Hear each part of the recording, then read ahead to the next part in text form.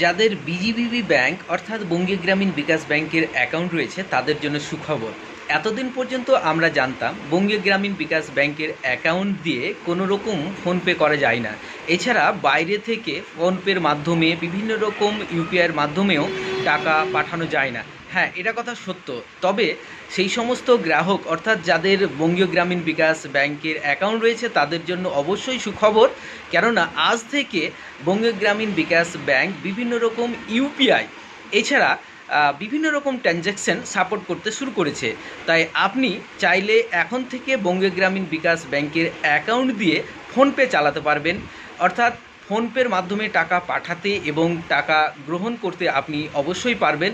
এছাড়া যদি ফোনপে বঙ্গীয় গ্রামীণ বিকাশ ব্যাংকের অ্যাকাউন্টে না থাকে তাহলে বাইরে থেকে ফোনপের মাধ্যমে আপনি সেই অ্যাকাউন্টে টাকা পাঠাতে পারবেন।